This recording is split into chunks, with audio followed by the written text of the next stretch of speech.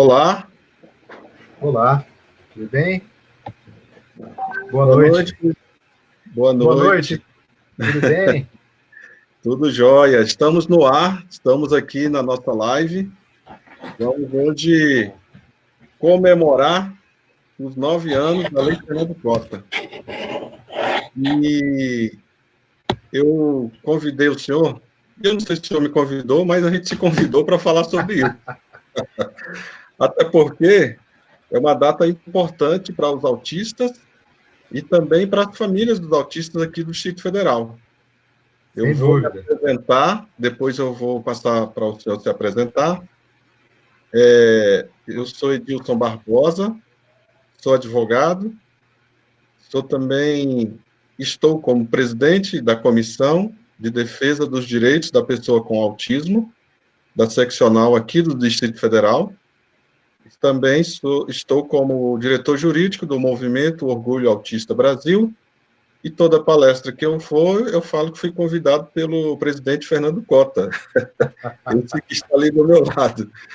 E aqui, a gente no DF faz um trabalho junto aos autistas, junto às famílias, e hoje nós vamos falar sobre esta Lei 4.568 de 2011. Eu sempre falo nas palestras para ler a lei, e certamente hoje nós vamos conversar sobre ela e depois as mãezinhas, os paizinhos e também os autistas vão ler e guardar. Então, eu quero desejar a todos aí um obrigado por estar nos vendo aqui. Daqui a pouco a Andréia chegou. A Andréia chegou também.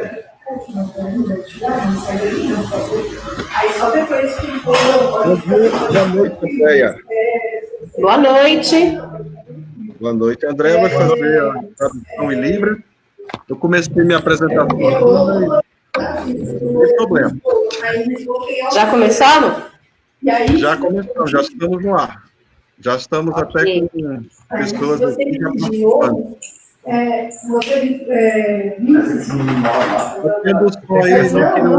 muito barulho aí, onde a professora André está. Aí. Parou? Estou te ouvindo? Agora tem alguém falando muito perto aí de onde a professora André está. Só um pouquinho. Maria Clara, você. Oi? Edilson, você pode me silenciar, viu? Tá, eu vou te silenciar. Pronto. A tecnologia ensinando para a gente aí como é assim mesmo. Age nos novos tempos. Olha, vamos ver se é melhor assim. Assim. Assim. Ou assim. Eu acho melhor assim, né? Ah, ótimo. Que aqui dá para ver a tradução legal. Ah, ótimo. Vamos iniciar? Então, já me apresentei aqui para o público. Meu nome é Edilson Barbosa. Eu estou advogado, né? Estou na presidência da Comissão de Defesa dos Direitos da Pessoa com Autismo, da OAB-DF, e diretor jurídico do Movimento Orgulho Autista Brasil. Estou me reapresentando em respeito às pessoas que estão aí vendo a tradução, tá?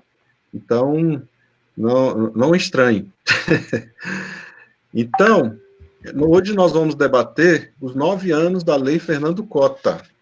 Fernando Costa, que é esse que vos fala aqui ao meio. Então, ele vai dizer hoje qual foi e como chegou aí a luta a termos dessa lei, porque eu que atuo no Congresso Nacional há mais de 20 anos, apesar de ser servidor aqui do DF, eu estou requisitado para lá, alguns parlamentares me convidam e eu vou, né? E hoje eu acompanhei muitas tramitações de leis. E quero dizer a vocês da dificuldade. Não é fácil aprovar uma lei. E aqui no DF, certamente houve e temos essa lei Fernando Costa. Então, nós vamos falar sobre isso hoje. Eu quero agradecer a Andréia Torquato. Andréia, ela é professora, é intérprete de Libras e sempre nos apoia nas nossas atividades, porque a gente precisa de respeitar as pessoas com deficiência. Muito obrigado, Andréia. Passo a palavra agora para o presidente Fernando Cota, para ele se apresentar. Com a palavra, Fernando.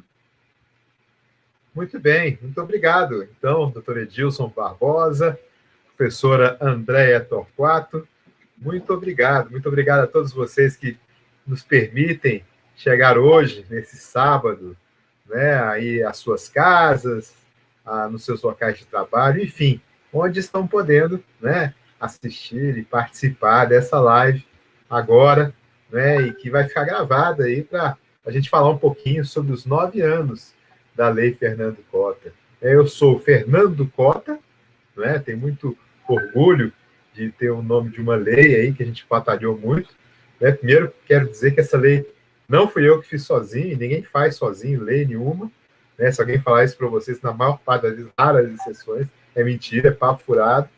Então, assim, quero dizer que eu tive a honra, não é, de poder estar, vamos dizer assim, no comando, à frente disso tudo, né, junto com um enorme número de pais, principalmente de mães, né, e de pessoas com algum autista na família, e aí tive essa oportunidade, tive essa chance, vamos dizer assim, de ser homenageado para poder ser o nome da lei, a Lei 4568 de 2011, que proporciona e garante, pelo menos em tese, o atendimento às pessoas com autismo, às pessoas autistas do Distrito Federal.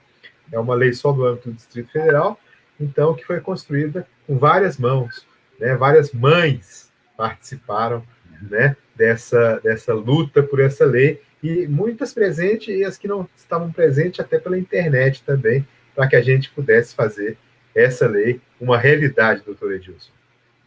Que bom. Fernando, conta para a gente de onde veio a ideia, até porque em 2009 o Brasil foi signatário de um tratado lá em Nova York da defesa dos direitos das pessoas com deficiência. Em 2007, o Brasil assinou isso, e em 2009 o Congresso Nacional trouxe, né, porque para fazer parte do ordenamento jurídico do país, aqui no Brasil, tem que ser aprovado nas duas casas, nos dois turnos, e de maioria absoluta, né? Então, passou pela Câmara, pelo Senado, foi aprovado. Isso em 2009. Depois, de 2011, veio a Lei Fernando Cota. 2012 é que veio a Lei Berenice Viana, que aí vale em todo o país. E 2015 veio a LBI, a Lei Brasileira da Inclusão. Conta pra gente, por que o Distrito Federal chegou na frente? Quem deu a ideia da tramitação? Quem apresentou? Qual foi o deputado distrital que abraçou a ideia? Isso, muito, muito bem lembrado. O senhor vai me fazer rememorar agora aí, uns 10 anos atrás, aí, que quando a gente começou mais ou menos a tramitação dessa lei. Mas vamos lá. Nessa época nós não nos conhecíamos ainda, né? Não tinha o prazer de conhecê-lo, nem a professora Andréia Torquato, como tenho hoje, né? Os movimentos eram, vamos dizer assim, muito menores ainda nesse sentido, né? E antes disso, como o senhor falou, muito bem lembrado, né, nós havíamos já aprovado a Convenção sobre o Direito das Pessoas com Deficiência e o seu protocolo facultativo.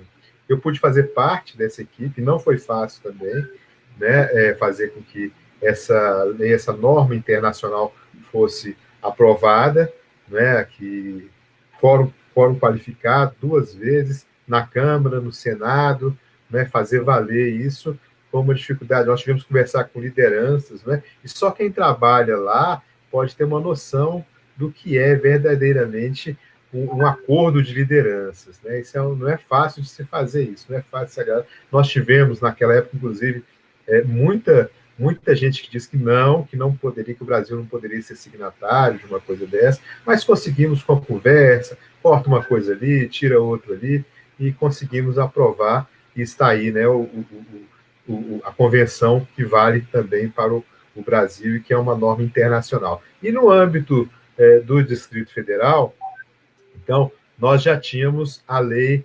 4.317, que eu também tive a oportunidade de trabalhar nisso, não é? Que é um pouquinho antes, que é uma lei, uma norma distrital voltada para as pessoas com deficiência aqui do Distrito Federal.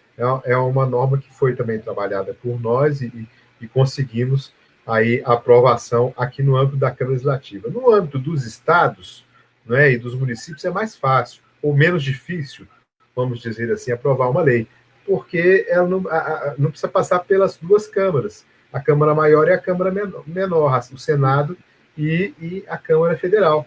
Né? Então, ele passa ou pela Câmara de Vereadores, se for no município, ou pela Assembleia Legislativa, se for nos estados. Né? Então, é uma Câmara só. Entretanto, é bastante difícil, porque tem que passar também pelas comissões. Dificilmente algum parlamentar consegue pegar alguma proposição dessas e levar ela direto para o plenário. Então, precisa passar pelas comissões, Comissão de Direitos Humanos, se tiver, Comissão de Legislação, Comissão de Constituição e Justiça, sempre.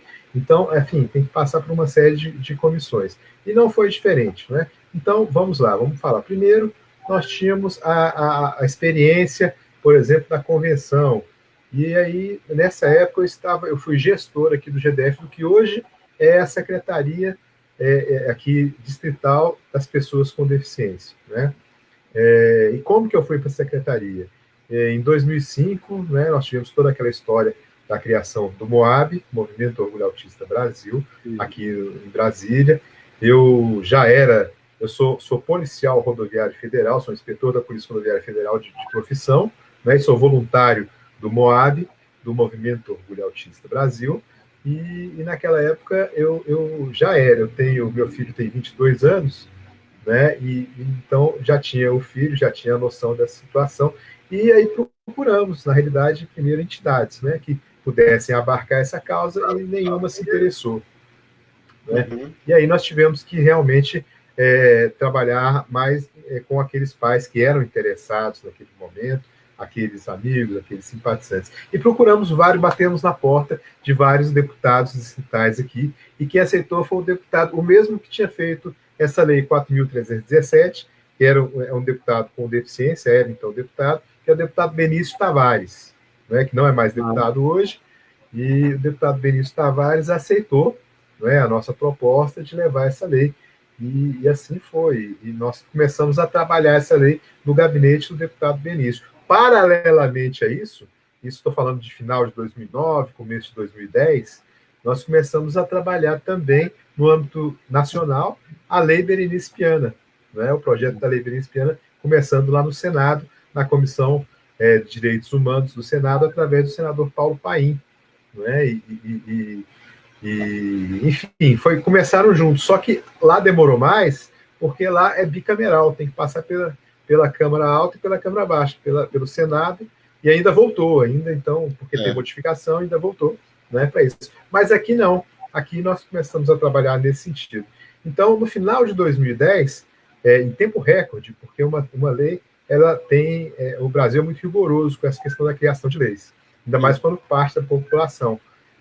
Então, assim, quando nós conseguimos, no final de 2010, a aprovação em todas as comissões, eu conversei pessoalmente, tanto na Lei Berenice Piana quanto na Lei Fernando Cota, eu conversei particularmente com cada presidente de comissão, com cada relator de comissão, e alguns eram mais fáceis, outros eram mais difíceis, e a gente conseguiu, no final de 2010, que ela fosse aprovada. E em 2011, ela foi para a sanção do governador. Então, Brasília havia passado por uma crise política tremenda naquele período, teve troca, foram 4 governadores no ano só, para ter uma ideia, por causa da crise política, e nós conseguimos, no final, que ela fosse aprovada no final de 2010. E aí, em 2011, o então governador Agnello, quando nós pensamos que ele fosse sancionar, ele não sancionou, ele declarou uma inconstitucionalidade que não havia por motivos políticos. E nós sabíamos disso. Desculpe, não ouvi? Ele vetou a lei, então. Ele vetou a lei, isso. Não vetou, não foi vetar um artigo, não, ele vetou na integralidade. Porque, na realidade, esse deputado que eu falei antagonizava com ele, então, com o governador, o governador Agnello. Então, na realidade, nós tivemos que mobilizar os pais, as mães, e fomos aqui para a Câmara Legislativa. Aqui no Distrito Federal, a Câmara, ela chama Câmara Legislativa, é o único lugar que não é Assembleia Legislativa, é Câmara Legislativa do Distrito Federal, né, por uma questão constitucional. Então, nós fomos aqui para a Câmara Legislativa, e os pais e mães, e muita gente naquela época, Alexandra Capone, Dona Maria Lúcia, eu não vou nem falar os nomes da Dona Lúcia Nascimento, porque senão eu vou ser injusto. A maior parte dessas pessoas hoje não está mais no movimento aqui em Brasília, né? Muitos mudaram, outros já não estão mais aqui nesse plano, mas, enfim, são pessoas que lutaram, e esses que puderam lutar pessoalmente também, aqueles que também já pela internet, já buscavam por telefone o seu deputado. E nós conseguimos, no final da história, doutor Edilson, em 2011, aprovar essa lei, com todos os deputados votando para derrubar o veto do governador. Então, foi unanimidade, então, né? A derrubada do unanimidade. Veto. Isso está registrado nos anais da Câmara Legislativa do Distrito Federal. Foi um veto de todos, na realidade, foi um acordo de liderança que nós conseguimos construir, né? E que não é nada fácil construir esse acordo. E nós tivemos essa lei aprovada dessa forma. Tanto que aí, e a gente vai aprendendo, eu não sabia muito essa história de lei, tinha participado, como eu falei, da convenção, da lei 4.317, antes aqui do DF, dessa lei, e na lei Fernando Cota eu fui aprender, foi a primeira vetado na integralidade, eu fui aprender como é que se derrubava um veto, como é que se construía um acordo de liderança em relação disso, e os 24, até mostrando que essa lei não é uma lei que tem partido, não é uma lei que tenha politicagem no meio, não. É uma lei séria, é uma lei que vem atender as pessoas com autismo e as famílias dessas pessoas. Agora, me diga uma coisa, Fernando. Quantas entidades participaram disso, além do MOAB, naquele momento? Olha, naquele momento, a gente tinha muita gente da AMA-DF, né? A AMA-DF. Naquela época, tinha a AMA-DF, tinha uma entidade que acabou aqui em Brasília, chamava AMAR, AMAR aqui em Brasília. Essa entidade acabou também, né? Chamava aqui em Brasília. E essas eram entidades de Brasília principais. E elas acabaram. Não, minto. A AMAR acabou, a AMA não. A AMA já tentaram acabar. Graças a Deus nós conseguimos também ajudar que não acabasse. Sim. Agora, as famílias participavam quando vocês solicitavam? Porque uma coisa da política é a pressão popular. A gente diz que é a agenda Reuter, né? O parlamentar que influencia os outros. Então, naquele momento, as famílias, os autistas participaram quando tinha, vamos dizer assim, conversar com cada parlamentar, ir no gabinete e fazer aquela pressão anterior. Participavam as mães, os autistas? Como foi? Participavam. Participavam, sim, é claro que com suas dificuldades. Nós sabemos que quando nós temos que sair de casa, nós temos que fazer uma live, nós temos que ir para algum lugar, temos que ir para o trabalho, alguém tem que estar com nossos filhos. Né? Que muitas vezes, o meu filho, por exemplo, é autista severo, né? E mesmo aqueles que conseguem amor, sabem que precisam de um apoio. Né? Então, assim, com as suas dificuldades, pedindo para deixar com alguém, com a mãe, com a avó, com o pai faltar ao trabalho, essa coisa toda, participavam sim. Foram lá e solicitaram junto aos seus, vamos dizer assim, deputados mais, ou que votaram, ou os mais chegados, ou mesmo aqueles que precisavam, né, ser convencidos disso. Então, a participação é uma participação intensa. Tanto que eu digo que essa lei, ela leva o nome de Lei Fernando Cota, mas poderia levar o nome de muitas mães, de muitos pais que participaram e que tiveram juntos comigo. Muitos foram embora hoje por outros motivos, porque brigaram, esse negócio de brigo, não gosto dele, ele tá sem barba, ele tá com barba mal feita, ele falou tal coisa, então não gosta. Então, muita gente não entende essa questão do jogo democrático, que é importante. Mas o mais importante de tudo é a união. Se não tivesse união, tanto na elaboração dessa lei, quanto nesse processo para a tramitação dela, essa lei não seria uma verdade hoje para os pais. Então, você considera que a aprovação foi por causa dessa pressão e dessa participação dos autistas, das entidades, lá na Câmara, nas lideranças, no plenário, foi decisivo para aprovar e depois para a sanção?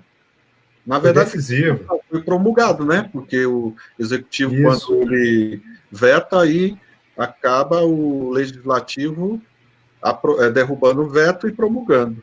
Eu só acho que essa questão ela foi importante para essa aprovação da lei e a promulgação? Ela a participação dos pais, a pressão dos pais foi fundamental. Entendeu? Deputado nenhum te acha sério se ele não vê que atrás de você tem uma série de pessoas com interesses legítimos, com interesses verdadeiros. Deputado nenhum te leva a sério se você não fizer isso, né? Parlamentar nenhum te leva a sério. Até porque tem muita gente que quer enganar em todos os meios. Né? No meio das pessoas com deficiência também existem pessoas que não são sérias. No meio das pessoas autistas também existem pessoas que não são sérias. Então, isso não quer dizer que a pessoa é honesta ou desonesta. Isso, a questão do caráter é uma outra situação. Então, é importante, sim, que você esteja por trás das pessoas que representam, que têm legitimidade, né, para representar essa situação. E aí a gente aprende, como o senhor muito bem falou, que a lei, depois de vetada e derrubado o veto, ela não é mais sancionada, ela é promulgada.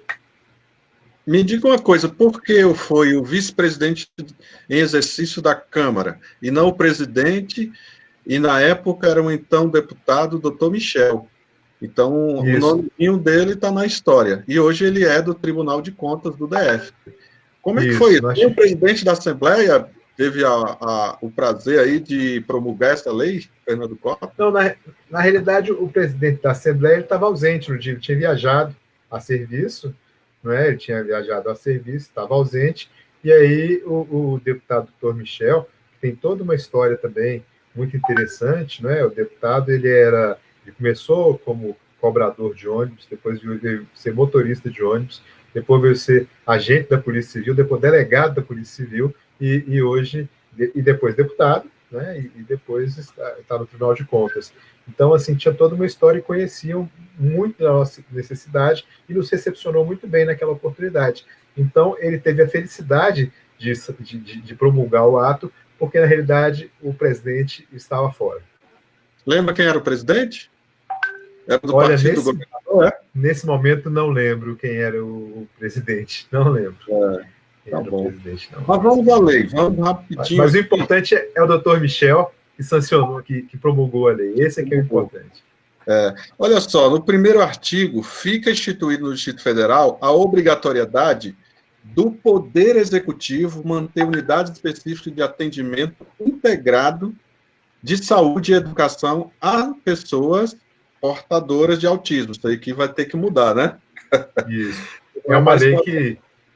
lei que já tem um tempo, né? De 2011, já tem 9 anos. 9 anos. Precisa de uma atualização. Né? Seja por convênio, seja por parcerias com a iniciativa privada, de acordo com a portaria do Ministério, né?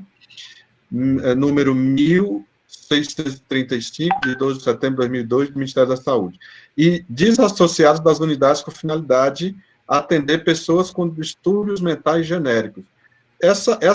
Esse artigo, na verdade, Fernando, nenhum está sendo colocado em prática, né? Essa é uma lei que não pegou, o que você acha? Não, alguns estão sendo sim, doutor Edilson. Alguns estão sendo. Vamos falar primeiro sobre esse artigo primeiro. Esse artigo primeiro, o que chegou mais perto disso aí foi por através de convênio, né? E que teve o convênio para receber recurso público, né? O CEAL, principalmente, né, que fica na Asa Norte, e também teve uma entidade que eu não lembro o nome agora, em Taguatinga, que também chegaram e receberam recurso, né, para fazer isso. Embora os recursos eram insuficientes, né, e não chegaram a ser dissociados, muito pelo contrário, tinha que ter a obrigatoriedade de mais uma deficiência para poder ser atendido. Então, no caso do CEAL, por exemplo, era a deficiência auditiva, né, que a nossa intérprete de Libras sabe muito bem falar sobre isso. E era deficiência auditiva, eram os surdos, né, eram atendidos lá também. E a outra entidade, Taguatinga, ela atendia pessoas com deficiência intelectual, com esse nome. Né? E a entidade Taguatinga a gente nunca conseguiu, na realidade, muito pelo contrário, a informação que eu tive é que era uma entidade fantasma. Né? Então, assim, infelizmente... não conseguimos isso aí, mas, em parte, a coisa foi feita. Então, Aqui fala, tem o parágrafo 1º, parágrafo 2º, define aqui a Secretaria de Saúde, sempre fala do SUS, né? Agora, olha o artigo 2º. Caberá... Só por favor, esse parágrafo 2º, aí do artigo 1º ainda, que caberá à Secretaria de Estado de Saúde, não é, realizar campanhas de esclarecimento à população acerca, aqui fala da síndrome, na mídia e outros meios de divulgação, cartazes, folders, DVDs, cartilhas. Isso nunca foi feito, né? Inclusive junto às polícias militar, civil e corpo de bombeiros. Isso quem fizeram foram as entidades aí, principalmente o MOAB, depois a Ordem dos Advogados do Brasil, a OAB aqui do Distrito Federal, que conseguiram e foram fazendo isso através de parcerias, né? Mas nunca, na realidade, teve uma época que a CORD fez isso, era a coordenação que hoje é a Secretaria da Pessoa com Deficiência aqui do Distrito Federal, teve uma época que conseguimos fazer isso. Mas a Secretaria de Saúde, como diz no parágrafo, nunca fez isso. Olha só, o artigo 2º. Caberá ao Poder Executivo do Distrito Federal prestar assistência à pessoa com autismo e outro transtorno global do desenvolvimento, de acordo com a Classificação Internacional de Doenças, CID. Aí inclui vários incisos aqui. Inciso 1, 2, 3, 4, 5.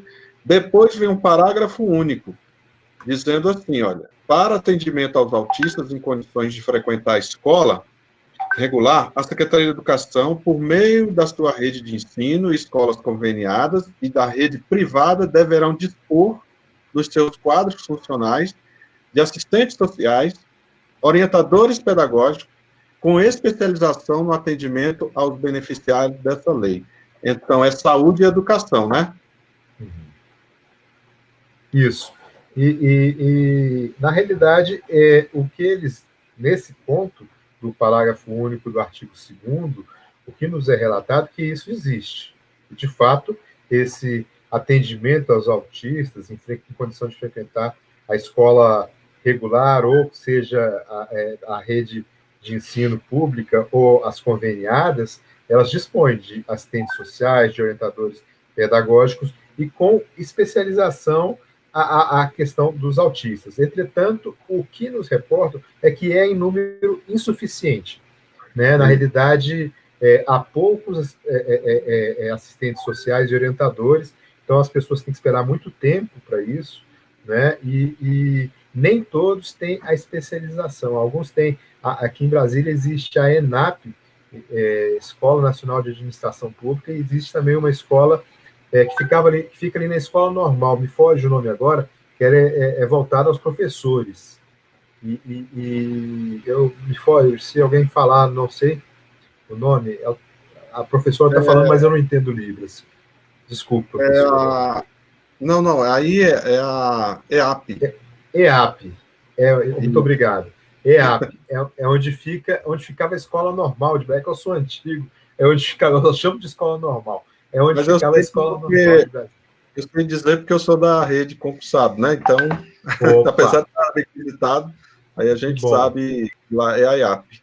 Que bom, exato, a EAP. Então, a EAP, que é a Escola de Aperfeiçoamento dos Profissionais da Educação, não é? Ela tem muitos cursos voltados nesse sentido, mas ainda são insuficientes para a demanda. Então, é cumprido, sim, a Lei Fernando Cota no parágrafo 1, só que ainda em números insuficientes.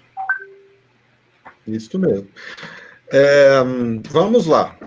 Então, o artigo 3º, serão assinados convênios para criação, no âmbito das instituições de ensino superior públicas e privadas, em especial a Universidade de Brasília, de especializações de educadores pedagogos, voltadas para a educação especial, direcionadas às pessoas portadoras de autismo e outros transtornos globais de desenvolvimento, que é o CID-F 084.0. Aqui também modificou algumas coisas, né? Isso. As áreas de pedagogia, medicina, enfermagem, psicologia, fisioterapia, fonoaudiologia, terapia ocupacional em suas respectivas unidades. Bom, tendo convênios, hein, eu acho que a gente não faltaria ter profissionais aí nem na área de saúde, nem de educação, e nem de segurança, né, presidente? Que É verdade. Qualificados. E pessoas aí que fazem estão cursando esses cursos aí, e se especializar aí no autismo, né? É verdade. O que os convênios até existem, mas eles também ocorrem em número menor do que aquilo que, na realidade, é uma necessidade, é uma demanda que existe em Brasília por conta da quantidade de pessoas autistas, né, diagnosticadas, inclusive, só as diagnosticadas.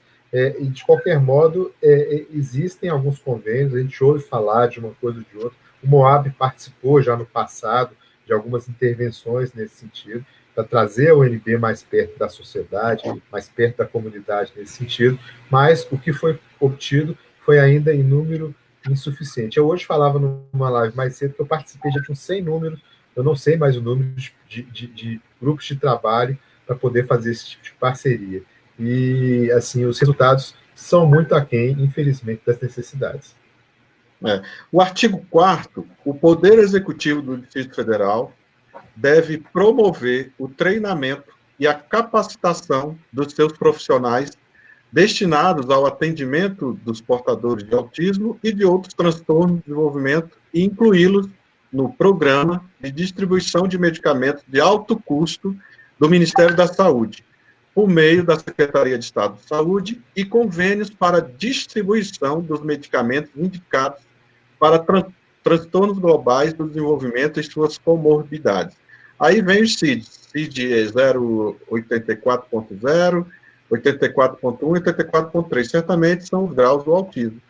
Hoje, será que essas famílias estão tendo acesso lá à farmácia de alto custo?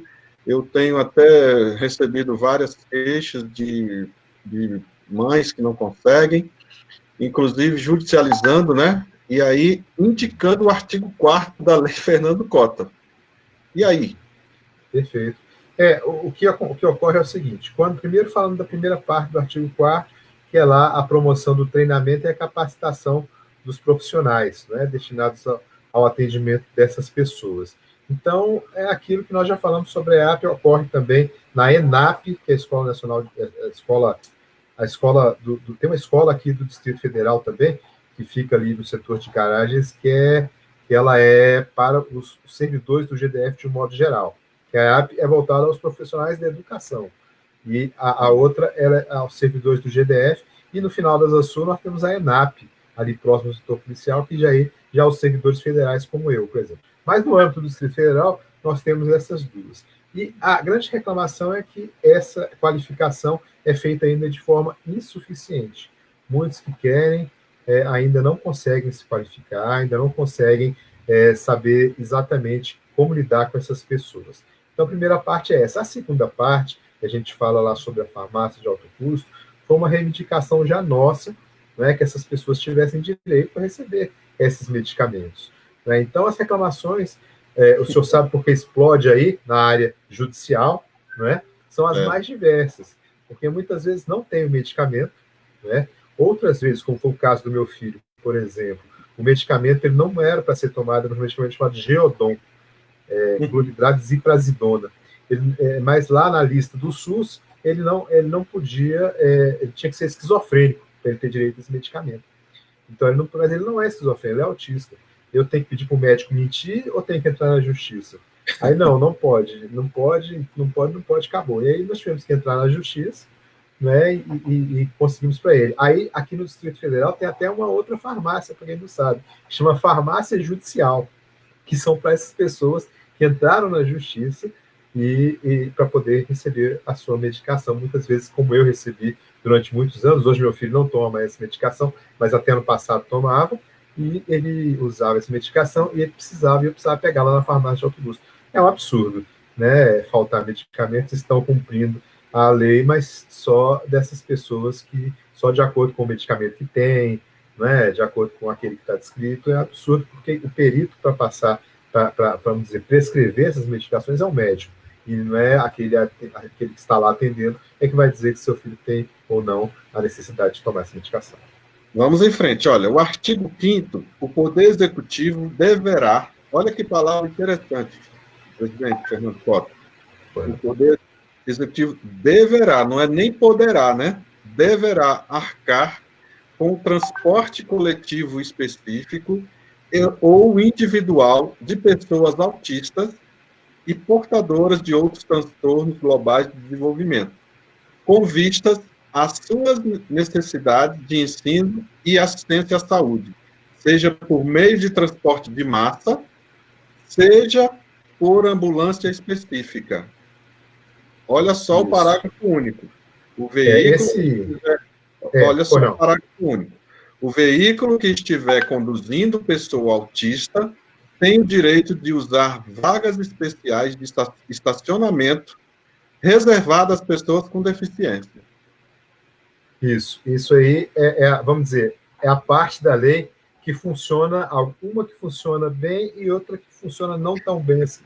Vamos lá primeiro para a parte ruim. Aqui não funciona tão bem é essa questão do Poder Executivo arcar com o transporte coletivo específico ou individual. Então, muitas vezes isso vai parar aí, vai parar na judicialização, vai parar na justiça, para a justiça passar o direito para essa pessoa, que é um direito líquido certo, que está na lei, entretanto não é cumprido, porque nós sabemos já entidades, por exemplo, antigamente como a AMA, né, que faz o atendimento direto às pessoas com autismo, antes tinha lá uma van que levava, um ônibus que passava e levava essas pessoas. Depois uma van, depois cortaram tudo. Não fizeram mais convênio com essas pessoas. E o CEAL tinha a história de um carro, né, com recurso público, e quando nós fomos saber por que e até tinha uma associada do Moab, que disse que o carro não estava disponível para ela, que ela tentou esse veículo, uma van, seria uma van, nós fomos saber, a van estava lá, como destinada à Secretaria de Saúde do Distrito Federal, destinada pelo Ministério da Saúde. Todavia, fomos conversar com o padre lá, que administra o CEAL, e ele disse que nunca recebeu esse carro. Então, o desvio dentro da própria Secretaria de Saúde. O carro tinha ido para a Secretaria de Saúde, mas o CEAL nunca recebeu esse carro e pessoas estavam deixando de ser atendidas por esse motivo. Então, infelizmente, essa parte não está sendo cumprida mais. Já foi cumprida, infelizmente, atualmente não está sendo cumprida. Quanto à segunda parte, o Distrito Federal é modelo. A Lei Fernando Cota é modelo para todo o país, nesse sentido. Inclusive, porque as pessoas aqui, o Detran já fez até campanha, demonstrando que nem todas as deficiências são visíveis, né, e que as pessoas autistas têm direito, sim, a fazer uso desse estacionamento reservado às pessoas com deficiência. Então, não é porque está lá somente a cadeira de rodas, no símbolo do estacionamento, essa coisa toda, que são só cadeirantes que teriam direito. Não, são as pessoas autistas também têm direito a essa necessidade. Claro que só deve usar se tiver realmente uma necessidade. Se for aquele menino que trava, como o meu, se for aquele menino que muitas vezes tem dificuldade de locomoção também acompanhado, não é? Mas essas pessoas têm necessidade. Agora mesmo eu soube de uma notícia ontem, doutor Edilson, que em Bauru, o Ministério, me parece que é Bauru, no município do interior de São Paulo, o Ministério Público, provocado por alguém, achou ruim, né, que as pessoas autistas, certamente não devem conhecer, utilizassem o estacionamento e foram para a Justiça para dizer, o Ministério Público, para dizer que essas pessoas não deveriam ter direito ao estacionamento. Então, eu acompanhei. Falta de conhecimento. O senhor conhece esse caso?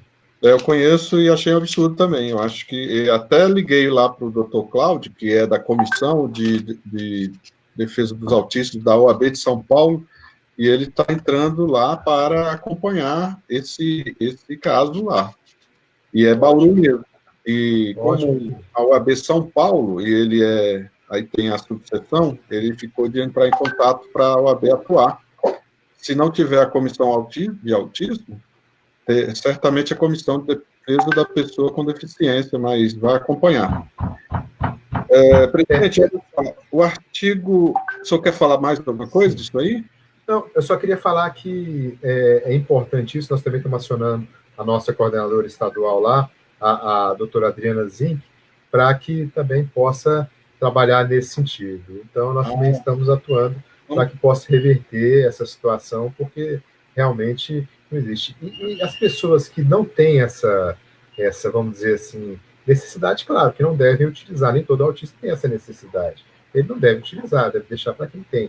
Mas no caso daqueles que precisam, é fundamental que tenha mesmo o direito. É. Olha só, presidente Fernando Cota, o artigo 6º diz assim: são entidades de atendimento à pessoa autista, para fins desta lei, as que ofereçam programa de saúde, de assistência social, de educação, capacitação, colocação profissional e defesa dos direitos. Então, isso aqui, ela está disciplinando as entidades, né, que poderão atender os autistas, não é isso? Sim, ela está foi direcionado justamente a essas entidades? Traz toda uma... Aí, realmente, é o mundo perfeito, né? Vamos trabalhar agora com o mundo ideal, o mundo que a gente queria que existisse, e o mundo que existe na realidade, né? Esse aí é o mundo perfeito. Então, se fez uma série de, vamos dizer assim, exigências, né? Para que essas entidades passassem a funcionar, né? E nenhuma, naturalmente, não existiu, depois da criação disso, nenhuma entidade que, vamos dizer assim, conseguiu se adequar a isso tudo, até porque também não houve nenhum edital, porque depois disso deveria ter havido um edital, chamamento de instituições para poder participarem disso. Como não houve nenhum edital, nenhuma se interessou, nenhuma, né, não é essa situação de a entidade vai lá no governo e bate, vem cá, abre o edital. Não, tem que partir do governo isso, né? Quem sabe agora a secretária Rosinha da ADEFAL, que é a secretária agora das pessoas com deficiência, né, quem sabe agora não pode vir a tornar isso uma realidade.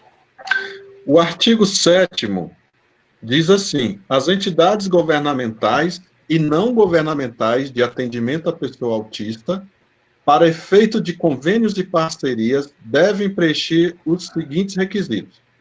Aí tem o inciso 1, inciso 2, inciso 3, né? Desculpa. Isso não muda para qualquer tipo de entidade, né? Ela tem que estar regularmente constituída, apresentar os seus objetivos, demonstrar a idoneidade de seus dirigentes, oferecer instalações físicas adequadas. Isso não muda para nenhum tipo de entidade. Essa exigência tem que existir mesmo. E é importante. O artigo 8º constitui obrigações das entidades destinadas ao tratamento em tempo integral de abrigo ou de longa permanência para efeito de convênio e parceria com o governo do Distrito Federal. E também vem com vários incisos aqui. O inciso 1, o inciso 2, o inciso 3, o inciso 4, o inciso 5, o inciso 6, o inciso 7, o inciso 8, o inciso 9, o inciso 10 e o 11. Então, assim, certamente nosso público vai depois ver a nossa live, vai ter a curiosidade de ler a lei. Eu peço sempre para as pessoas lerem a lei, mas o interessante aqui é o senhor comentar isso aí, esse artigo e esses incisos, né? Isso, o que eu quero... Que dá aí as regras para o governo e também as ONGs, as entidades. Né? Isso. A primeira coisa que eu quero chamar a atenção é o seguinte, que essa regulamentação disso é necessária. Então, e também a atualização dessa lei. Quando fala em oferecer, por exemplo, atendimento personalizado, especialmente sobre a forma de casalares ou repúblicas, hoje nós temos que substituir isso pelas clínicas, escolas, centros de atendimento, centro de referência. Hoje os nomes são diferentes, né? Os nomes são esses e nós precisamos atuar para, na realidade, atualizar essa lei, né? E daí para frente, proporcionar cuidados médicos, psicológicos, atividades educacionais, esportivas, enfim, toda essa gama de valores, né, essa gama de questões colocadas nesse artigo são muito importantes, mas, na realidade, elas precisam, como disse, precisam estar no edital público, de chamamento da sociedade, para atender essas pessoas. Ou então, que o governo do Distrito Federal, que o governador Ibanez cumpra aquela sua promessa de criar um centro de referência e atender todas essas situações. Como muito bem eu já vi o senhor colocando, doutor Edilson, lá na Ordem dos Advogados do Brasil, aqui do Distrito Federal, eu já vi o senhor colocando isso lá, eu já vi o senhor colocando isso no Senado Federal e na Câmara, eu já vi o senhor colocando muito bem. Na realidade, o governador não precisa cumprir a promessa de colocar a criar o centro de referência lá naquela área onde funciona a residência oficial do governo, sob a situação de que essa residência oficial está tombada e não pode ser naquele local. Pode ser em qualquer outro local. Em vez de começar com 1.000, vamos começar com 10. Em vez de começar com 500, vamos começar com 10 pessoas. Mas vamos começar, governador Ibanez. Quem sabe essa mensagem não chega até ele, quem sabe ele não esteja vendo, ou dos assessores, não é agora, e que essa mensagem não chegue. Quando o governador Ibanez era o presidente da Ordem dos Advogados do Brasil, eu estive com ele, e ele me falou, naquela época nem se falava que ele seria candidato a governador, né? E ele me falou que ia fazer todos os esforços para cumprir a lei Fernando Cota. Né? E depois disso, nós tivemos com ele também a campanha, não é? E ele também falou, repetiu, e ele disse que lembrava do Moab, lembrava de todo o trabalho do Moab, acompanhou enquanto presidente da OAB, e ele fez questão de dizer que ia cumprir a lei. Então, eu quero deixar esse apelo aqui. Governador, tem muitas pessoas sofrendo, tem muitas pessoas que estão precisando da regulamentação dessa lei. Não é? Nós precisamos tornar isso realidade. Nem que a gente não tenha, mas não tem dinheiro agora, está no meio da pandemia. Então, tudo bem, não vamos começar com 1.000, com 5.000, com 10.000. Vamos começar com 10 pessoas. E vamos melhorar, vamos mostrar que isso dá certo, que essas pessoas vão deixar de ser extremamente dependentes e vão poder ter uma situação melhor na qualidade de vida, e algumas, quem dera, né, oxalá até, na realidade, poder contribuir para o PIB, né, poder trabalhar, como muitos vão, né, o seu filho eu sei que está na faculdade, né, o filho da professora Andréa Torquato também sei que está na faculdade, e são pessoas que têm condição perfeitamente, se tiverem um apoio, de trabalhar para que o Brasil tenha um PIB mais elevado, e que não vão estar lotando clínicas aí, e muitas pessoas que agora também que estão nos assistindo, eu tenho certeza que estão nessa situação. Presidente, nós estamos aqui com 627 pessoas alcançadas nessa nossa live. Estamos com, aqui nessa página, tem vários comentários, daqui a pouco a gente coloca cada um. Além de colocar na tela, vamos comentar os comentários, as perguntas. Quem tiver perguntas, pode fazer aí. Quero dizer ao senhor que eu não participei daquela foto e nem fui entregar o documento para o então candidato Ibanez, que ele se comprometendo a criar o centro de referência aqui no DF. Eu sempre falo o seguinte, a nossa primeira comissão no âmbito da OAB foi criada na gestão Ibanez Rocha, presidente da OAB-DF. Isso. E o vice-presidente era o doutor Severino Cajazeira, o atual secretário de atendimento à comunidade. E o governador, o então candidato, ele disse que não ia receber salário, ele não ia utilizar o carro oficial, ele não iria morar na residência oficial de Águas Claras e iria transformar lá um centro de atendimento a pessoas com deficiência, incluindo os autistas. E depois que ganhou, não tem nem centro de referência. Eu não sei se ele está recebendo salário. Eu já vi algumas fotografias dele entregando em algumas entidades, acho que até de Planaltina. E o carro oficial, acho que ele anda com o carro dele mesmo. Agora, essa questão de não ter o centro de referência, isso para nós é caro. Nós tivemos lá, eu, o senhor e outra diretora, em janeiro de 2019, solicitando o atual secretário, se não tem condições, porque é muito caro a construção de um prédio, licitar, construir, depois fazer concursos, né, para profissionais, para montar um centro de referência, porque não são só profissionais da área médica, são profissionais também da área educacional. Para criar um centro de referência, é a gente acabar com aquele menino mochila, né? As mães pegam a mochila, botam nas costas do filho e sai de clínica em clínica nos seus tratamentos. Sim. E aí, criaria um centro de referência para acabar com isso. Olha, nós já estamos aí no pico, né? as pessoas da área médica e da área científica estão nos comunicando que essa pandemia está no pico.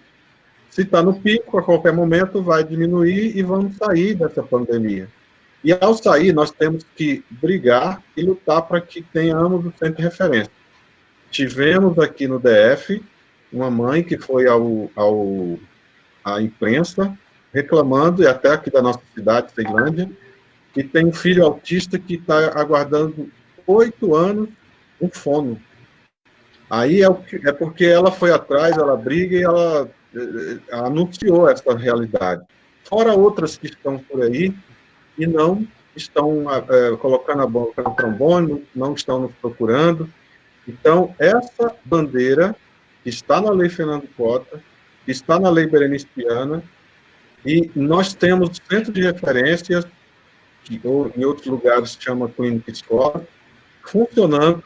A gente vê o interesse do prefeito, o interesse do governador em fazer isso ser realidade, mas não vemos aqui no DF.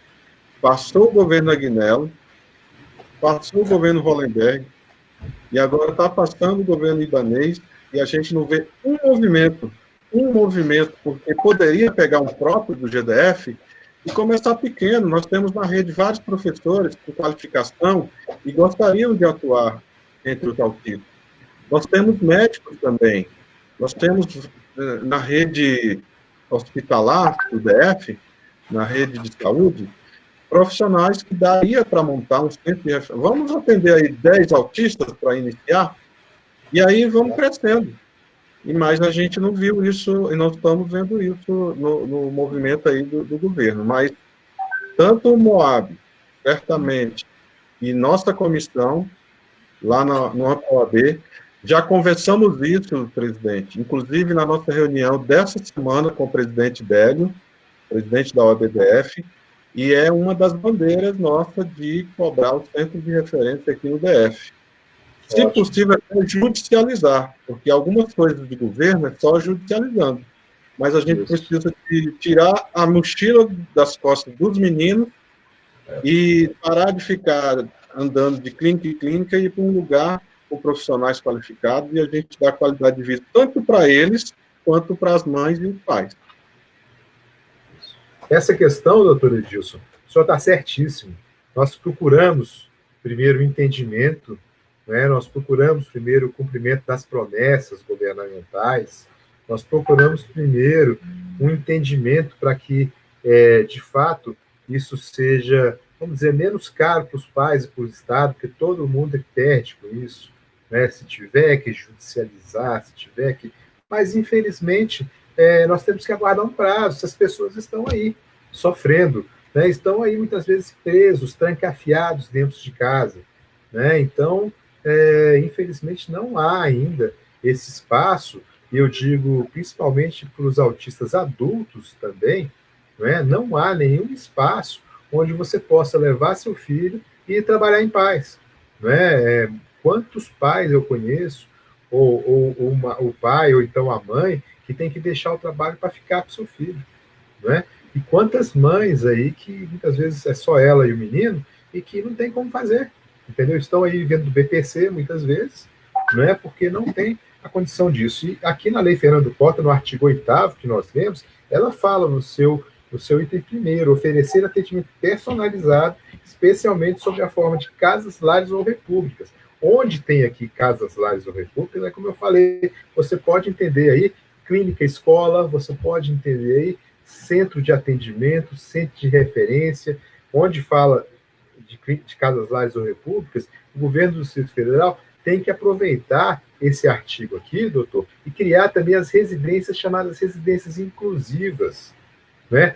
Chamar as residências inclusivas, as residências assistidas, que são de aquelas pessoas que não têm condição de estar sozinha, aqueles autistas que não têm condição de estar sozinhos, vão ficar. Nós temos o direito, ontem eu falava isso numa live, e nós temos o direito, vou repetir aqui agora, de morrer em paz. Nós temos que ter o direito de morrer em paz. Nós pais, né? Nós temos, isso, nós pais, temos que ter o direito, como os outros seres humanos têm, de pelo menos morrer em paz, de não virar uma penada aí, preocupado com seus filhos, entendeu? De poder, de fato, deixar os seus filhos num estado que lhe o direito da dignidade, a dignidade do ser humano. É só isso que nós estamos pedindo. Nós pagamos imposto igual aos outros, pagamos até mais, porque nós temos mais despesa com nossos filhos. Então, nós temos que, na realidade, ter esse direito. Os estados têm que garantir esse direito. Está aí, é o artigo 8º. Nós precisamos fazer cumprir essa lei. Ótimo. Para encerrar, nós vamos falar aqui do artigo 8º. São dois incisos bem interessantes. Olha, dentro do artigo 8º, o parágrafo 1º, o dirigente da instituição responderá civil e criminalmente pelos atos que praticar em detrimento da pessoa atendida, sem prejuízo das sanções administrativas. Importantíssimo, né, esse parágrafo aí. Importantíssimo. Os casos de abuso, né, os casos de tortura, né, a gente sabe que, infelizmente, isso ocorre muito. Eu ontem mesmo participava de uma conversa numa live também com um representante do Ministério dos Direitos Humanos e falava com ele justamente que o Disque 100, né, ele tem que dar uma atenção maior a esses casos solicitados sobre abuso, sobre tortura, de pessoas com autismo, de pessoas com deficiência. São pessoas, inclusive, que têm dificuldade até de expressar mais ainda do que aquelas outras o que possivelmente ocorreu. Então, esses dirigentes, eles têm que, com certeza, estar atentos a isso e serem responsabilizados exemplarmente sobre qualquer coisa que aconteça nesse sentido. O parágrafo 2º, que é o último, da nossa lei, Fernando Cota, diz o seguinte: por serem os serviços prestados em parceria ou com financiamento do Estado, impõe-se a garantia do recebimento de recursos compatíveis com o custeio do atendimento, a celebração de contrato escrito de prestação de serviço com pessoa atendida ou com seu responsável, tutor, curador ou familiar responsável, e oferecimento de acomodações apropriadas para recebimento de visitas, garantida a individualidade, a privacidade e a intimidade da pessoa atendida. Importantíssimo, hein, presidente? Da maior importância esse artigo, e a gente tem que, claro, tem que receber o recurso apropriado. Se não receber o recurso apropriado, não tem como garantir para essas pessoas um atendimento com dignidade. Eu não tenho como, né, o contrato, claro, deve ser por escrito, o senhor sabe disso, na justiça, né, tem muito valor essa questão do escrito, é muito mais fácil, muito menos difícil provar aquilo que está escrito, que está reconhecido de uma forma expressa, do que uma coisa só falada, né? Então, essa pessoa precisa, de fato, ter esse oferecimento dessas acomodações apropriadas, recebimento de visitas, garantia da sua individualidade, da sua privacidade, né? Hoje tem tanto essa questão aí de fake news, da maior importância isso. Enfim, essas pessoas também têm esse direito, né? Não é porque são pessoas com deficiência, são pessoas autistas, que não têm o direito à sua intimidade, à sua privacidade. Nós encerramos aqui a lei. Isso demonstra, presidente, que ler a lei não é uma coisa difícil, é até prazeroso, porque aí você vai saber quais são os seus direitos. A gente sempre fala, leiam a lei. A lei Fernando Cota tem 10 artigos, porque o 9º diz assim: esta lei entra em vigor na data da sua publicação. E o artigo 10º, revogam-se as disposições em contrário. E assinado dia 19 de maio, né, de 2011, deputado Dr. Michel, vice-presidente no exercício da presidência da Câmara Legislativa. Então, o que a gente pode notar, Fernando, é que a lei ela só irá pegar se os interessados assim o fizer, brigar, ir atrás. Se não fizer administrativamente, faz-se judicialmente.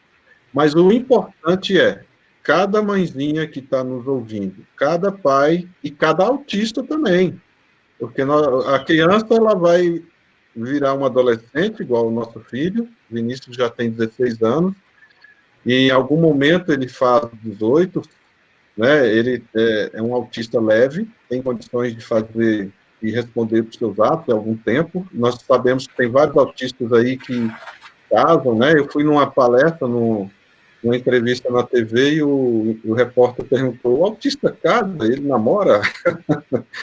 Então eu falei: olha, claro, tem autista com filho, com casa, concursado. Alguns não, porque dependendo do grau, realmente não tem como levar a vida como ela é, né? Sendo independente. Mas é possível. Então, eles também têm que cobrar os seus direitos. Para cobrar, tem que conhecer a lei. A gente orienta, olha, leiam a questão da Constituição, a Lei Brasileira da Inclusão, a Lei Berenice-Piana, a Lei Fernando Cota, faça administrativamente, isso que a gente falou aqui, por escrito, pegando um recibo com a autoridade. Se não acontecer, aí pega aquela prova de que você foi atrás do seu direito, não teve, e aí procura seu advogado particular, de confiança, ou vai na Defensoria Pública e ajuiza uma ação cobrando que aquele direito é seu. Líquido e certo, porque alguém lá atrás, junto com o Fernando Cota, junto com aquelas mães, brigaram para que a Assembleia Legislativa, a Câmara Legislativa, aprovasse a lei. Está em vigor, mas não está sendo cumprido. E aí são vários os temas, né, Fernando? É a questão do acompanhante especializado, é a questão do plano de saúde, é a questão da vaga para a vaga lá do estacionamento, a prioridade no atendimento nas filas de banco, de clínica, é também o passe livre, tanto aqui do DF nos ônibus, no metrô, o passe livre interestadual, é o desconto para comprar um carro zero, né? Porque é importante a família ter um carro, porque a gente falou do menino mochila, né? Que anda para lá e para cá. Então é importante ter um carro com condições de levar essa criança. Então, tudo isso são direitos. Agora, você só vai ter o direito se você ir atrás, não cai do céu. E se você não tiver, judicializa. Se tiver dúvida, o MOAB está disponível com sua diretoria jurídica. Nós, eu, por exemplo, respondo dúvidas de várias mãezinhas, de vários autistas. E vamos judicializar e vamos garantir. E aqui, Fernando, dessa lei Fernando Cota, nós temos que pressionar o governador, a Secretaria de Saúde, a Secretaria de Educação. Na nossa live, o senador Isalci, ele se comprometeu a estar do nosso lado, a levar essas reivindicações. Quero aproveitar para encerrar, Fernando, que você falasse para o pessoal, e foi feito um documento, e o senador se comprometeu a levar para o Ministério da Saúde, sobre esse protocolo no qual, quando uma criança autista, um autista, ou uma pessoa com deficiência, tiver aí o diagnóstico de Covid-19, ou suspeita, e ela entra para o hospital, para o pronto-socorro. E aí esse protocolo proíbe qualquer pessoa de acompanhar. E para nós, é a sentença de morte do nosso filho, da nossa filha, porque, na maioria das vezes, o autista não consegue se expressar. Aonde está doendo? O que fazer? Somos nós, pais, que conhecemos nossos filhos. Nós, mães, né, a familiar. Então, explica um pouquinho, e esse documento até, eu sei que o senador está com ele faz parte do comitê, e quero dizer a vocês, aproveitar, que na reunião da OAB, nessa semana, segunda-feira, foram aprovadas 2 propostas da nossa comissão. A primeira é levar esse documento também para o Ministério, para modificar esse protocolo. Doutor Délio já aprovou, e também essa questão que eu acabei falando anteriormente. Mas comenta para nós esse documento, para que a gente possa encerrar aqui o nosso bate-papo de hoje. Isso, doutor Edilson, é importante. Eu quero dizer que nós primeiro tentamos com o ministro, então, o ministro da Saúde, o ministro Nelson Tait, que não é mais o ministro da Saúde, né, mas nós tentamos oficiá-lo para que pudesse ter, vamos dizer assim, ciência dessa necessidade, que a maior parte não conhece, essa necessidade das pessoas autistas, porque nós tivemos o caso da Carola, filha da Graça Maduro, uma mãe lá de Petrópolis, no Rio de Janeiro, que infelizmente veio a falecer em uma situação dessa, de suspeita de ter Covid, e que não existia, nesses casos, em lugar nenhum está existindo, a UTI humanizada, que nós chamamos assim, que é aquela em que a mãe, pelo menos, ou o pai, poderia entrar com o seu filho para que ele pudesse traduzir, vamos dizer assim, as suas necessidades, não é? Para aqueles que estavam, que têm ali o dever de cuidar, principalmente o médico, não é? Na questão da UTI. Então, precisava de uma UTI humanizada, talvez separada nesse sentido. Então, e a outra questão nos foi trazida por uma pessoa com deficiência, uma cadeirante do Rio de Janeiro, e que afirmava isso, ela até comprovou depois com notícias, né, da mídia, e que as pessoas com deficiência, de um modo geral, e os autistas estão inclusos, seriam num protocolo na necessidade de quem atender primeiro, devido ao número de equipamentos, de leitos, de UTI, não é? As pessoas com deficiência estariam no segundo plano, vamos dizer assim.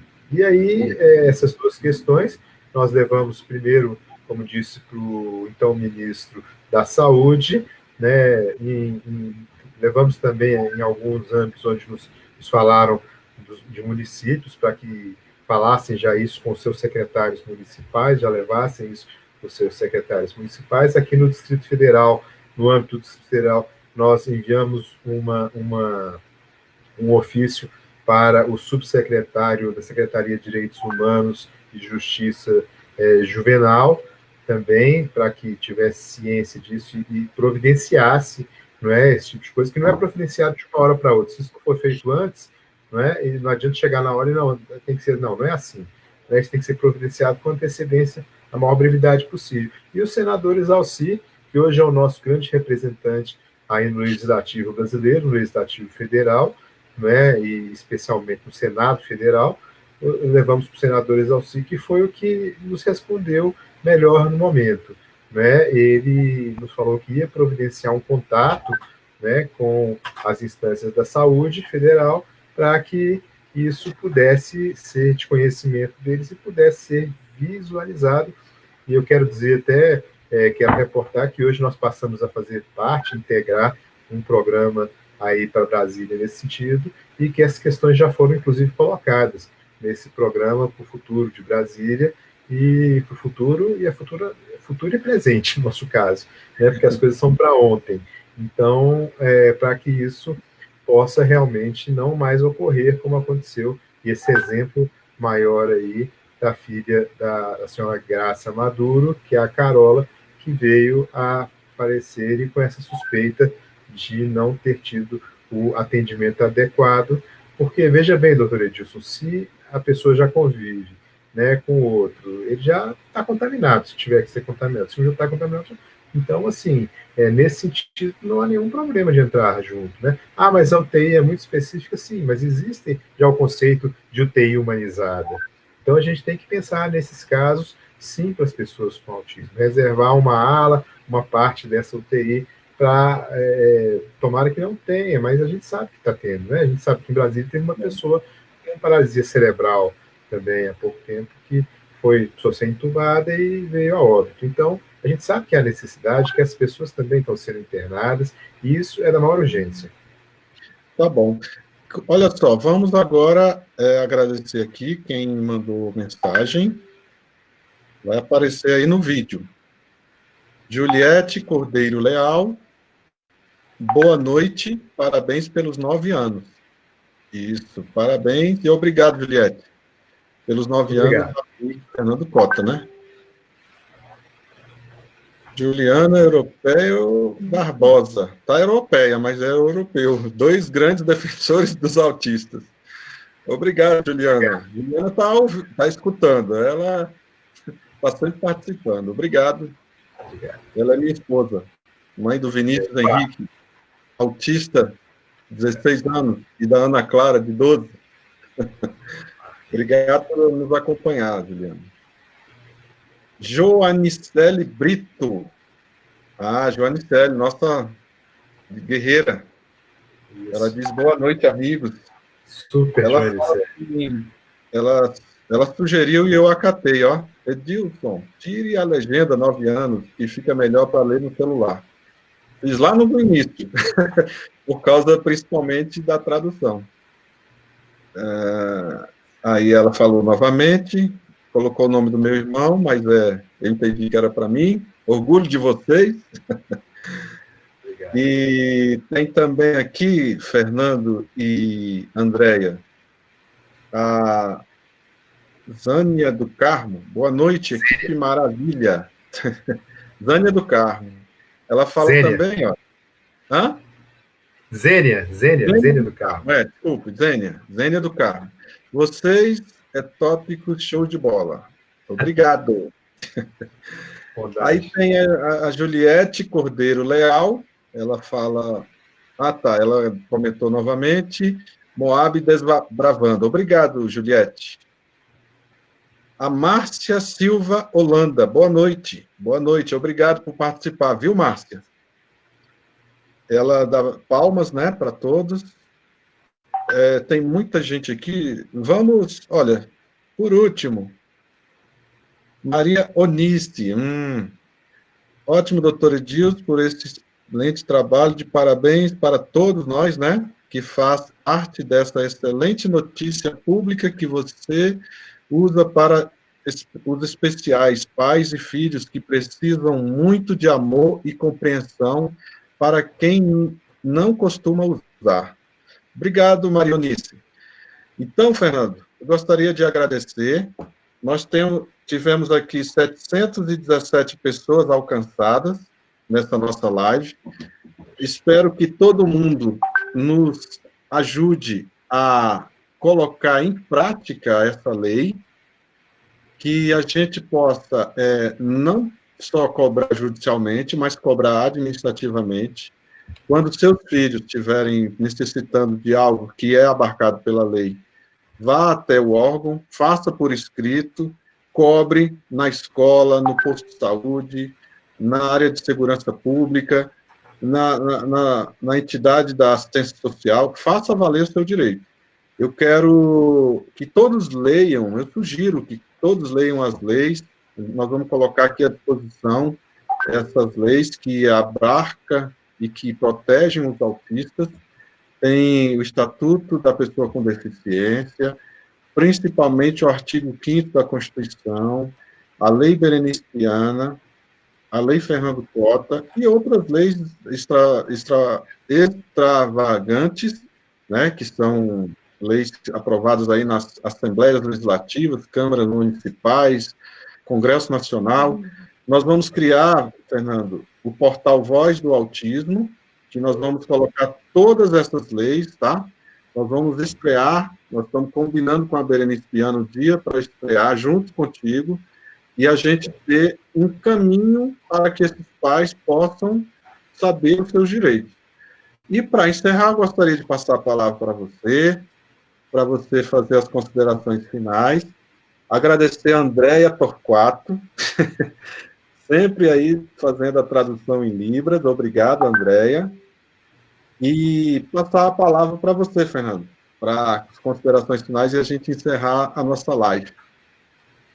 Muito bom, doutor Edilson. Eu agradeço ao senhor, agradeço à professora Andréia Torquato, não é, a todos que estiveram conosco hoje, a todos que estiveram conosco ao longo desses 9 anos, né? Muitos já não estão aqui, mas muitos ainda, né, estão nessa luta, outros somaram-se, apareceram, né, para essa luta e são mais novos, e a gente vai até deixando, né, embora eu ainda não pude me dar a esse direito. Já tive várias propostas nesse sentido, principalmente em casa, né, olha, está na hora de tomar mais conta, né, já fez, mas vamos lá, a gente tem sempre que fazer, eu entendo isso como uma missão, eu sou cristão, e eu acho que Jesus Cristo colocou essa missão na minha vida, né, desde cedo eu trabalhava com inteligência, trabalhava aí contra a questão da segurança pública, o terrorismo, e tive que voltar os meus olhos para as pessoas com autismo, para as pessoas com deficiência, para essa área de direitos humanos. Hoje eu faço parte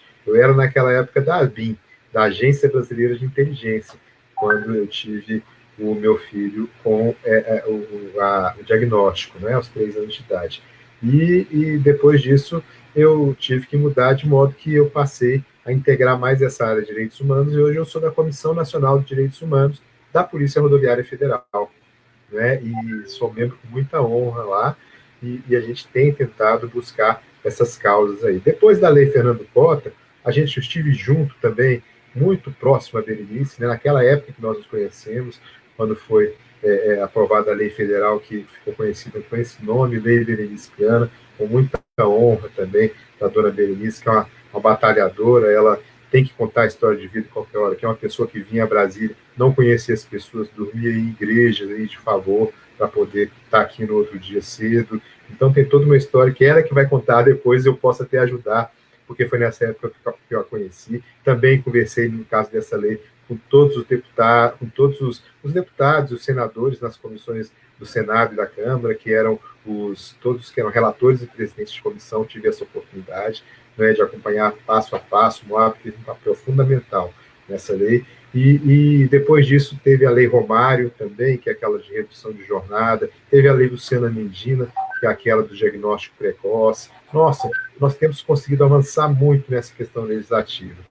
E nós temos que continuar avançando nisso, paralelamente tirar essas leis do papel. E só com o seu envolvimento, você que está assistindo agora, que está me ouvindo, que está me vendo, é só com o seu envolvimento verdadeiro que nós vamos fazer, como a lei do censo, por exemplo, né? Só com o seu envolvimento que nós temos que botar um lá para empurrar o presidente Bolsonaro, né? Nós temos que chamar a atenção, só com você é que nós conseguimos. Dessa última vez, conseguimos a lei Romeu Mion, né, que terminou levando...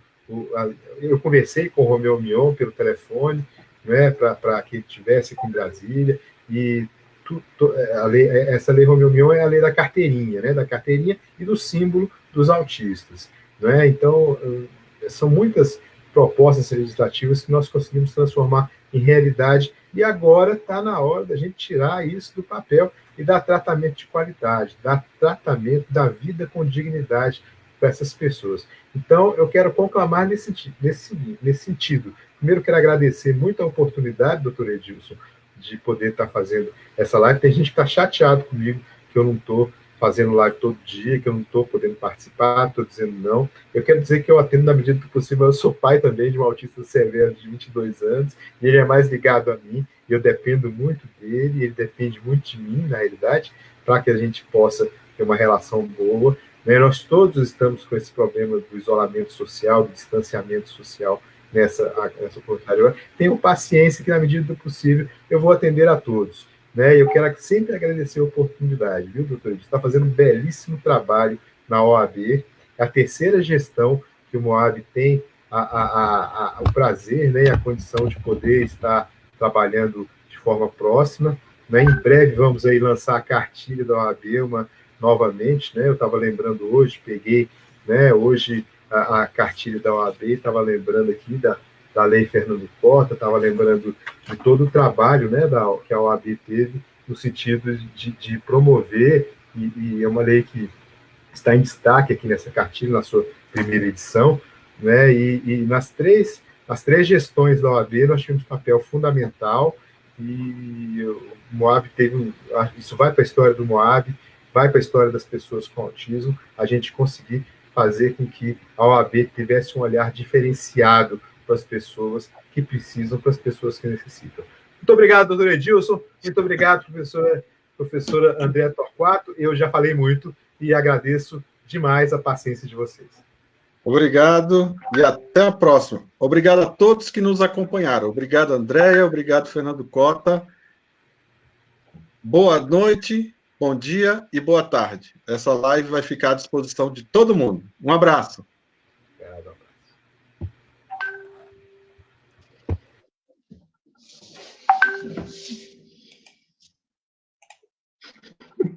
Que gracinha, né, Andréia? Que gracinha.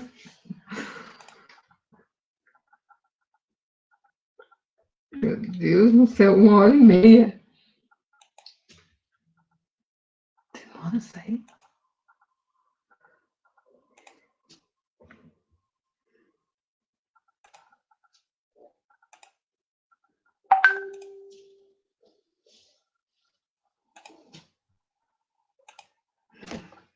Parou?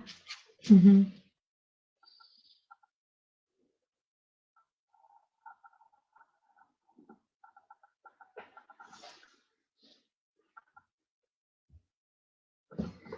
Vê se parou.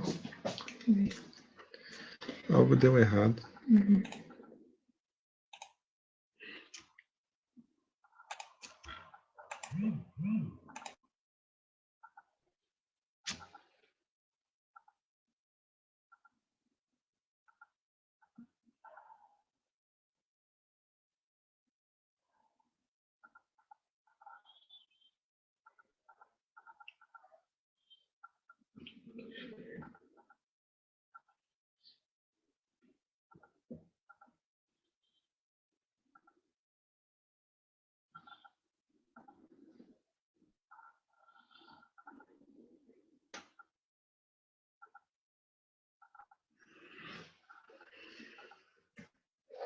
Uhum.